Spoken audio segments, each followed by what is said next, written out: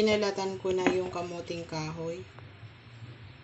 Pinalatan ko na yung kamuting kahoy para mapabilis tayo sa ating paggagawa ng pancake kasama. Kayurin ko na. Ayan. Kayurin ko na siya.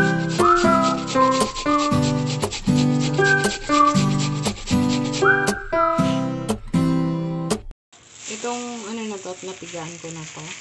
Itong kasaba na to. Hindi ko na pinakita sa inyo. Pero napigaan ko na to.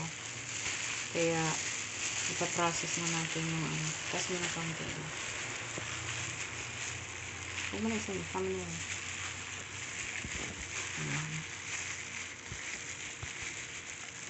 Mix natin.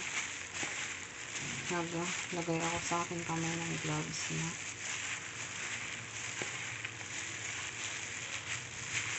Tapos, ito, lalagyan ko ng huwag mo ipos-pos kasi wala tayong ano. Ang gagawin ko ngayon, lalagyan ko ng tawag ito, evap milk. Yan. Para maging ano siya. Gamit ko guys ay evap milk. Or cassava cake. Natin doon sa ganyan. Yan. Ilagay natin yung ating ginawa. Bawat ganyan is lalagyan na natin ng toppings. Ayan. Ayan. Bigyan natin ng toppings. Babaw niya. Ayan. Bigyan natin ng toppings sa ibabaw. Siyempre, number 1, lagyan natin ng butter.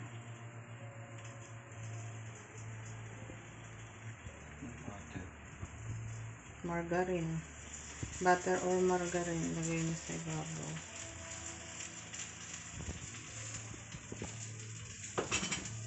Lagyan pa natin ng isa pa. Lagyan natin muna ng sugar. Ang ilalagay natin is brown sugar. Nakadepende kung ano ilalagay nyo. Brown sugar or white sugar. Available kasi sa amin is brown sugar. Yan ang gamit namin. Yan. Bigyan natin. Kung may honey kayo, honey ilagay. Pero kung wala, pwede na ito. Pwede na ito ng honey. Tapos, ito, ibabaw na natin dyan para maganda tingnan. Dyan sa gilid. Yan. Diba? Natin sa gilid yun. Tapos, nalagay din tayo ng another margarine.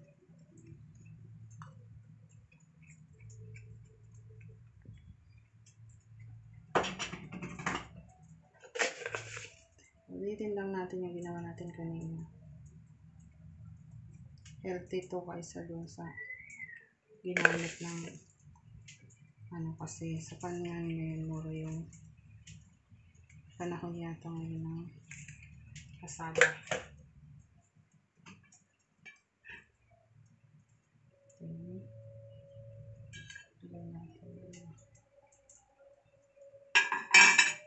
Sim lang gawin natin. Ayan. Tapos, ayun na. Ayan. Titikman natin. Siyempre, titikman natin. Tikman na natin. Ayan. Ayan, napapansin niyo yan.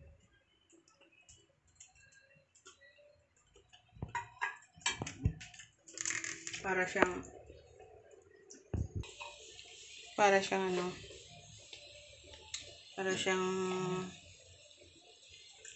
tawag nito. Nasaan yan? Para siyang talagang pancake. Aso.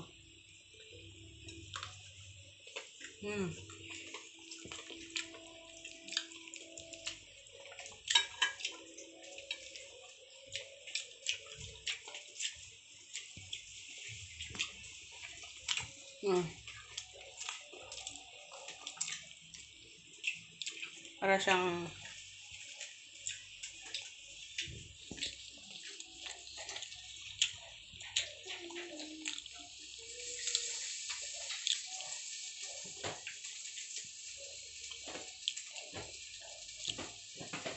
pancake.